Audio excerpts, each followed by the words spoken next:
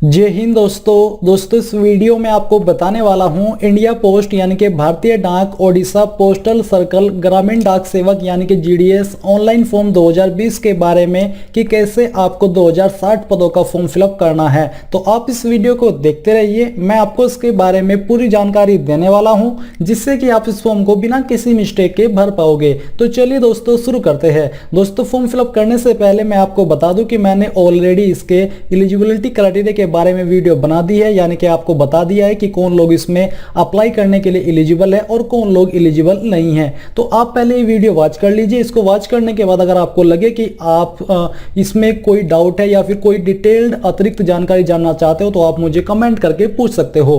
अब चलिए दोस्तों बात करते हैं फॉर्म फिलअप के प्रोसेस के बारे में। तो यहाँ पर आपको ऑफिशियल वेबसाइट के ऊपर आना है, इसका लिंक आपको वीडियो के डिस्क्रिप्शन में मिल जाएगा। ये आपको ओपन कर लेनी है। ओपन करने के बाद आप यहाँ पर देखोगे registration step 1, fee payment step 2 और स्टेज 3 के अंदर आपका अप्लाई ऑनलाइन। तो सबसे पहले आपको इसमें रजिस्ट्रेशन करना है। तो आपको स्टेज 1 के सामने रजिस्ट्रेशन के ऊपर क्लिक करना है। इसके ऊपर क्लिक करने के बाद आपके सामने कुछ इस तरह का इंटरफेस आ जाएगा। अब चलिए एक एक करके यहाँ पर सभी जानकारी भरते हैं। तो यहाँ पर दिया जा रहा है applicant name as per 10th class certificate, यानी कि यहाँ पर आपको अपना नाम फिलअप करना है और ये नाम आपको 10वीं की मार्कशीट के अनुसार भरना होगा।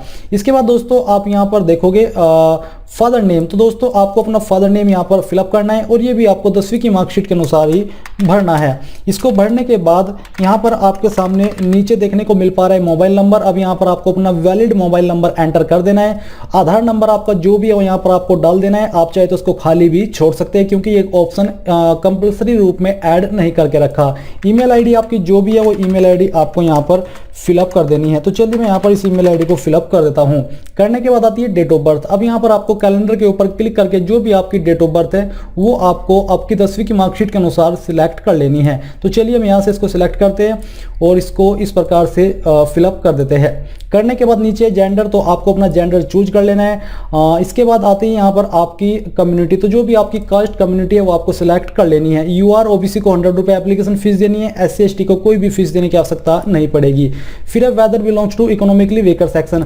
अगर आप अपनी कैटेगरी चूज करने के बाद आपके सामने ये ऑप्शन आता है कि आप ईडब्ल्यूएस से बिलोंग करते हो तो आपको यहाँ पर यस नो में आंसर दे देना है। साथ ही आपको इसका सर्टिफिकेट भी इसी फॉर्म को भरते समय अपलोड करना होगा। नीचे सर्टिफिकेट वैलिड अप टू, आपका जो सर्टिफिकेट है ईडब्ल्यूएस का जो कि आप अपलोड करोगे, अगर आप उससे बिलोंग करते हो तो आपका कब तक वैलिड है वो डेट आपको यहाँ पर चूज करनी होगी।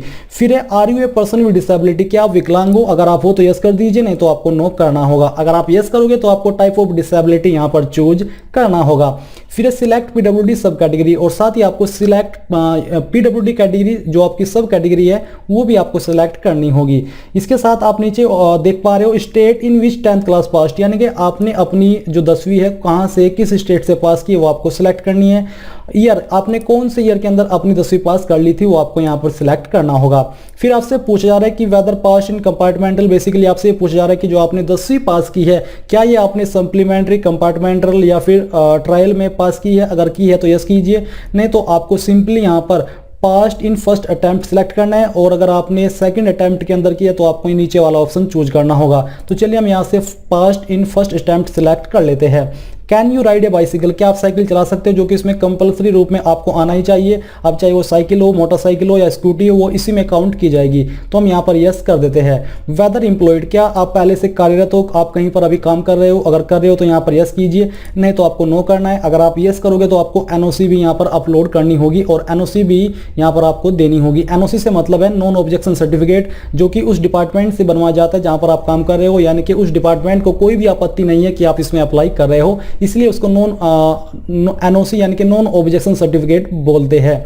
फिर दोस्तों यहाँ पर ये आपका रजिस्ट्रेशन का पेज हो चुका है। नीचे है जो कैप्चा कोड या फिर टेक्स्ट आपको देखने को मिल पा रहे हैं, ये आपको यहाँ पर फिलअप करना है। और फिलअप करने के बाद जितनी भी जानकारी आपने यहाँ पर भरी इनको भी एक बार चेक करना है और साथ ही आपको नीचे प्रीव्यू के ऊपर क्लिक करके अपनी जानकारी प्रीव्यू कर लेनी है। और फिर आपको इन दोनों के ऊपर टिक करके नीचे सबमिट के ऊपर क्लिक करना होगा। सबमिट के ऊपर क्लिक करने के बाद दोस्तों आपके सामने यहाँ पर डिपार्टमेंट ऑफ पोस्ट इंडिया आ जाएगा। साथ ही आपका जो रजिस्ट्रेशन है उसकी जानकारी आपको देखने को मिलेगी। बेसिकली आपका रजिस्ट्रेशन हो चुका है। यहाँ पर आपको प्रत्येक जानकारी देखने को मिल पा रही है और आपका रजिस्ट्रेशन नंबर भी यहाँ पर दिया जा रहा है। और नीचे आप यहाँ पर आओगे तो देखोगे आपको प्रिंट का जो ऑप्शन है वो मिलेगा। आप प्रिंट के ऊपर क्लिक करके इस जानकारी को प्रिंट कर लीजिए। अगर आप मोबाइल से इस फॉर्म को भर रहे हैं तो आप यहाँ से स्क्रीनशॉट ले लीजिए ताकि ये जानकारी आपके पास सेव हो जाए। और साथ ही अगर आप पीसी से भर रहे हो और आपके पास प्रिंटर नहीं है तो आप इसको पीडीएफ के रूप में सेव कर लीजिए। जब आपके पास प्रिंटर आ जाए तो उसको प्रिंट करा लीजिएगा।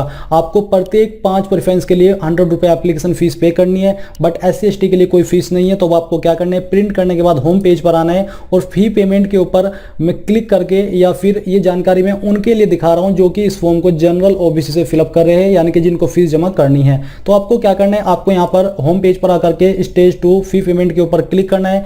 इसके ऊपर क्लिक करने के बाद आपके सामने कुछ इस तरह का इंटरफेस आ जाएगा जहां पर आपको अपना रजिस्ट्रेशन नंबर एंटर करना है। रजिस्ट्रेशन नंबर एंटर करने के बाद बेसिकली आपकी डिटेल्स यहां पर ऑटोमेटिकली फैच कर ली जाएगी। आपका मोबाइल नंबर, आपका नेम, आपकी कम्युनिटी और फीस का अमाउंट। फिर इसके बाद आपको मेक पेमेंट के ऊपर क्लिक करना होगा। जैसे आप इसके ऊपर क्लिक करोगे तो आपको पेमेंट के पेज पर ट्रांसफर किया जाएगा जहां से आप जिस भी माध्यम से चाहे अपनी एप्लीकेशन फीस जमा कर सकते हैं। फीस जमा करते समय मैं आपको बस एक ही सजेशन देना चाहूंगा कि जब आप फीस जमा करें और आपकी फीस अकाउंट से कट हो जाए बट वेबसाइट के ऊपर फेल्ड आ जाए या अपडेट ना हो तो आपको दोबारा से तुरंत फीस जमा नहीं करनी है। आपको कम से कम 48 घंटे का वेट करना है। इस समय के अंदर ये फीस ऑटोमेटिकली अपडेट हो जाएगी। अगर आप 2 बार तभी फीस जमा कर दोगे तो आपकी फीस वेस्ट चली जाएगी और आपको रिफंड भी नहीं की जाएगी। अब चलिए, आपकी जब फीस जमा हो जाए तो आपको फिर से होम पेज पर आना है और स्टेज 3 अप्लाई ऑनलाइन के ऊपर क्लिक करना है। इसके ऊपर क्लिक करने के बाद दोस्तों यहाँ पर आपके सामने कुछ इस तरह का इंटरफेस आएगा। अब यहाँ पर आपको रजिस्ट्रेशन नंबर एंटर करना है जो कि आपको रजिस्ट्रेशन करने के बाद मिला है। सर्कल यहाँ से ओडिशा चूज करना है और फिर आपको सबमिट के ऊपर क्लिक करना है। इसके ऊपर क्लिक करने के बाद आपको बोला है कि OTP send to your registered mobile number, यानी कि जो नंबर अभी आपने रजिस्टर्ड किया था उसके ऊपर एक OTP इन्होंने भेजा है। वो OTP आपको यहाँ पर डाल करके नेक्स्ट के ऊपर क्लिक कर देना है। नेक्स्ट के ऊपर क्लिक करने के बाद दोस्तों आपके सामने कुछ इस तरह का इंटरफेस आ जाएगा जहां पर आपकी रजिस्ट्रेशन की जानकारी दी जा रही है। इसके अलावा एड्रेस की डिटेल्स अब आपको यहाँ पर भरनी होगी। तो जो भी आपका प्रेजेंट एड्रेस है वो आपको यहाँ पर भरना है, जैसे कि door, house, apartment number, street, यानी कि जो भी आपके पास की स्ट्रीट है जिससे कि आपके घर का पता चलता है वो यहाँ पर आपको लिख देना है, भले ही ये जानकारी आपकी गवर्नमेंट ID के अंदर हो या ना हो। सिटी विलेज का नाम आपको यहाँ पर फिलअप करना है और पंचायत, मंडल या फिर डिस्ट्रिक्ट यहाँ पर आपको भर देनी है। पिन कोड आपके डिस्ट्रिक्ट या पोस्ट ऑफिस का जो भी है वो यहाँ पर आपको एंटर करना होगा। इसी के साथ आप इस तरफ देखोगे परमानेंट एड्रेस और इसी के सामने एक लाइन है सेम एज प्रेजेंट एड्रेस। तो अगर आपका प्रेजेंट एड्रेस और परमानेंट एड्रेस सेम है तो आपको इसके ऊपर टिक कर देना है। ये टिक करते ही ऑटोमेटिकली जानकारी इस तरफ आ जाएगी, नहीं तो आप इसको अनटिक रहने दे करके ही अपना अलग से परमानेंट एड्रेस भर सकते हो अगर आपका प्रेजेंट एंड परमानेंट एड्रेस अलग अलग है। फिर नीचे क्वालिफिकेशन डिटेल्स, यहाँ पर आपकी state in which 10 class first Odisha दिया जा रहा है जो कि आपने भर दिया था पहले ही। सिलेक्ट बोर्ड, यानी कि आपने किस बोर्ड से किया है। तो यहाँ पर जितने भी बोर्ड है अगर आपका बोर्ड का नाम इसमें है वो आपको यहाँ पर चूज कर लेना है। ये सिलेक्ट करने के बाद दोस्तों यहाँ पर आपके सामने नीचे देखने को मिलेगा बोर्ड रिमार्क्स और नीचे है सिलेक्ट रिजल्ट टाइप। तो आपको सिलेक्ट कर लेना है मार्क्स, क्योंकि इसमें एक ही ऑप्शन है। इसके बाद यहाँ पर आपके सामने मार्क्स की जानकारी आ जाएगी। सिलेक्ट रिजल्ट टाइप आपने चूज कर लिया है। अब यहाँ पर इंग्लिश जो कि इसमें कंपलसरी रूप में आपके पास होना चाहिए। तो 100 में से आपके इंग्लिश में कितने नंबर आए थे वो यहाँ पर आपको एंटर करना है। इसके बाद सेकंड सब्जेक्ट आपको यहाँ पर सिलेक्ट कर लेना है, जो भी आपका सब्जेक्ट है। तो चलिए यहाँ से हम ओडिया सिलेक्ट कर लेते हैं। ये सिलेक्ट करने के बाद आपके इसमें कितने नंबर आए थे 100 में से वो आपको यहाँ पर भरना होगा। मैथमेटिक्स में आपके 100 में से कितने नंबर आए थे वो यहाँ पर आपको फिलअप करना है। ये दोस्तों सब्जेक्ट इसलिए नहीं चेंज हो पा रहे इंग्लिश और मैथमेटिक्स का, क्योंकि मैंने एलिजिबिलिटी की वीडियो में भी आपको बताया कि आपके पास 10वीं में के अंदर 3 सब्जेक्ट तो होने ही चाहिए, एक तो इंग्लिश, एक मैथमेटिक्स और तीसरा जो आपकी लोकल लैंग्वेज का सब्जेक्ट है जो कि ओडिया है। अब यहाँ पर आपने भर दिया, नीचे है हिस्ट्री, सिविक्स एंड जियोग्राफी। इसमें आपके कितने नंबर थे 100 में से वो आपको यहाँ पर भरना होगा। इसको भरने के बाद आप देखोगे सिलेक्ट सब्जेक्ट। अब यहाँ पर कुछ अतिरिक्त सब्जेक्ट है, अगर आपके पास इनमें से कोई एक सब्जेक्ट है तो यहाँ पर आपको सिलेक्ट कर लेना है। फिर उसमें आपके कितने नंबर आए थे वो यहाँ पर आपको भरना होगा। इसके अलावा अन्य एक और ऑप्शन यहाँ पर आपको दिया जा रहा है सब्जेक्ट चूज करने का। तो जो भी आपका इनमें से सब्जेक्ट है वो आपको चूज करना है और उसके नंबर भी यहाँ पर आपको भर देने हैं। तो ये भरने के बाद आपने जितनी भी जानकारी यहाँ पर भरी उनको एक बार चेक कर लेना है और फिर नीचे आकर के सेव एंड कंटिन्यू के ऊपर क्लिक कर देना है। तो चलिए हम यहाँ पर क्लिक कर देते हैं। इसके ऊपर क्लिक करने के बाद आपके सामने आती है अपलोड डॉक्यूमेंट्स की जानकारी, यानी कि आपको फोटो और कुछ डॉक्यूमेंट अपलोड करने हैं। तो यहाँ पर जो आपका फोटो है उसका साइज 50 KB से कम रहना चाहिए और पिक्सल 200 से 230 के बीच रहना चाहिए। तो आपको चूज फाइल के ऊपर क्लिक करना है और जहाँ पर भी आपका फोटो है वो आपको अपलोड करना होगा। तो चलिए मैं यहाँ पर आपको एक रैंडम इमेज अपलोड करके दिखाता हूँ। मैं इसको सिलेक्ट करता हूँ और यहाँ से ओपन कर देता हूँ। ओपन करने के बाद आपका इमेज आ जाएगा। फिर आपको सेम तरीके से अपना सिग्नेचर अपलोड करना है। आपको चूज फाइल के ऊपर क्लिक करना है और जहाँ पर भी आपका सिग्नेचर है वो आपको सिलेक्ट करके अपलोड करना होगा। तो चलिए हम यहाँ पर इस फाइल को सिलेक्ट कर लेते हैं और ओपन कर देते हैं। तो आपका यहाँ पर साइज आ चुका है, सॉरी सिग्नेचर आ चुका है। अब है upload 10th class marks memo certificate. Basically आपको 10वीं की मार्कशीट यहाँ पर अपलोड करनी है। तो चलिए यहाँ पर एक रैंडम फाइल हम अपलोड कर देते हैं। इसके बाद है अपलोड सप्लीमेंट्री मार्क्स। अगर आपने दोस्तों जब आपसे पूछा गया था कि आपने 10वीं सप्लीमेंट्री या फिर कंपार्टमेंटल में की है, तो अगर आपने की है तो आपको यहाँ पर उसका जो सर्टिफिकेट दोबारा आपको जो मार्कशीट इशू हुई होगी वो सर्टिफिकेट अपलोड करना है। अगर आप इस फॉर्म को फर्स्ट स्टैम्प के रूप में 10वीं पास में भर रहे हो तो आपको यहाँ पर कोई सर्टिफिकेट अपलोड करने की आवश्यकता नहीं है। अगर आपने सेकेंड अटैम्प्ट में यानी कि थर्ड अटैम्प्ट में 10वीं पास की थी और जो उसका सर्टिफिकेट आपको इशू हुआ था वो यहाँ पर आपको अपलोड करना होगा। जिन्होंने फर्स्ट अटैम्प्ट के अंदर कर ली थी उनको ये अपलोड करने की कोई भी आवश्यकता नहीं है। फिर नीचे अपलोड बेसिक कंप्यूटर सर्टिफिकेट। यहाँ पर दोस्तों आपको 60 डेज का जो भी आपके पास कंप्यूटर सर्टिफिकेट है, चाहे वो 60 डेज का हो या उससे कोई हायर हो या फिर आपकी कोई ऐसी क्वालिफिकेशन जिसमें आपके पास 10th का सर्टिफिकेट था, वो यहाँ पर आपको कंप्यूटर का सर्टिफिकेट था वो यहाँ पर आपको अपलोड करना होगा। तो चलिए मैं यहाँ पर फिर से रैंडम एक फाइल अपलोड कर देता हूँ क्योंकि इस फॉर्म को मैं डेमो के रूप में बना रहा हूँ या इस वीडियो को क्रिएट कर रहा हूँ। अब ये सब डॉक्यूमेंट आपको चेक करने और नीचे आने और जो यहाँ पर डिक्लेरेशन के नीचे आपको लाइन्स दी जा रही है, आपको इन सब के ऊपर राइट टिक कर देना है। तो ये टिक करने के बाद आपको यहाँ पर नीचे आकर के कंटिन्यू के ऊपर क्लिक करना है। कंटिन्यू के ऊपर क्लिक करने के बाद यहाँ पर दोस्तों आता है अपलोड कास्ट EWS सर्टिफिकेट। अगर आप SC ST OBC से इस फॉर्म को भर रहे हो तो आपके पास सेंट्रल गवर्नमेंट का, जो कि सेंट्रल गवर्नमेंट के द्वारा अप्रूव हो, वो सर्टिफिकेट अपलोड करना है। स्टेट का नहीं चलेगा। या फिर EWS सर्टिफिकेट आपको अपलोड करना होगा। तो आपका जो भी सर्टिफिकेट है उसको स्कैन करके यहाँ पर आपको अपलोड कर देना है और फिर नीचे आपको डिक्लेरेशन के नीचे राइट क्लिक करना है और फिर से आपको कंटिन्यू के ऊपर क्लिक करना है। इसके ऊपर क्लिक करने के बाद यहाँ पर आपके सामने आती है प्रेफरेंसेस। तो आपको एक एक करके डिवीजन वाइज और पोस्ट ऑफिस वाइज प्रेफरेंसेस देनी होगी। तो पहले यहाँ से डिवीजन सेलेक्ट कीजिए। इसके बाद आपके सामने जो प्रेफरेंस है वो आ जाएगी। आपको एक पोस्ट ऑफिस चूज कर लेना है। सेकंड में आपको यहाँ पर इस प्रकार से चूज करना है और फिर आपको उसकी प्रेफरेंस दे देनी है।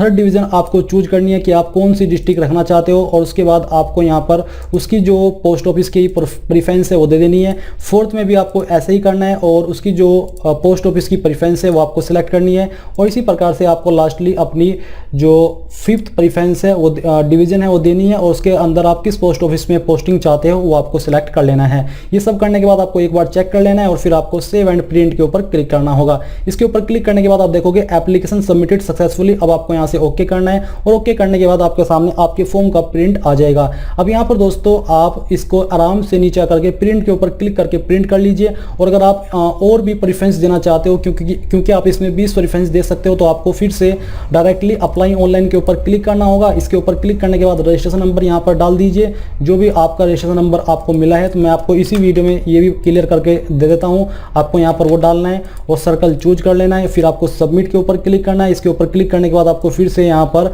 अपनी डेट ऑफ बर्थ भरनी होगी। तो यहाँ पर चलिए मैं अपनी डेट ऑफ बर्थ सिलेक्ट कर लेता हूँ जो कि मैंने इस फॉर्म को भरते समय भरी थी, सिलेक्ट करी थी। और यहाँ से हम इसको सिलेक्ट करने के बाद नेक्स्ट के ऊपर क्लिक करते हैं। अब यहाँ पर देखोगे with this registration number you have already applied 5 preferences. तो आपको ओके करना है और ओके करने के बाद यहाँ पर दोस्तों आप देखोगे कि इसमें मैक्सिमम अलाउड ऑप्शन 20 है जिसमें से हम 5 यूज कर चुके हैं, 15 अवेलेबल है। इसका मतलब आप बाकी 5 प्रेफरेंस इसी प्रकार से दे सकते हो जिससे कि आपने दी थी, क्योंकि इसके बाद डायरेक्टली आपके सामने प्रेफरेंसेस का ऑप्शन ही आएगा और फिर से आप प्रिंट के ऊपर क्लिक करके अपने फॉर्म को प्रिंट कर पाओगे। यहाँ पर आपकी 5 और प्रेफरेंस ऑटोमेटिकली ऐड हो जाएगी। इस प्रकार से दोस्तों आप ओडिशा पोस्टल सर्कल ग्रामीण डाक सेवक यानी कि GDS ऑनलाइन फॉर्म 2020 को भर पाओगे। आई होप दोस्तों ये जो प्रोसेस है और ये जो जानकारी है वो आपको पसंद आई होगी। अगर आपको कहीं पर कोई भी डाउट लगा हो या कोई जानकारी आप अतिरिक्त जानना चाहते हो तो आप मुझे कमेंट करके पूछ सकते हो। मैं कोशिश करूंगा कि जितना जल्दी हो सके आपको आंसर कर सकूं। और इस वीडियो के लास्ट में एक बार फिर से मैं आपसे कहना चाहूंगा कि प्लीज इस वीडियो को लाइक, शेयर और साथ ही साथ आपके अपने YouTube चैनल ज्ञानदेह होस्ट को सब्सक्राइब कर ले और सब्सक्राइब करने के बाद बेल के आइकन को दबा दे ताकि आपको आगे आने वाली वीडियोस के नोटिफिकेशन सबसे पहले मिल पाए। जय हिंद दोस्तों।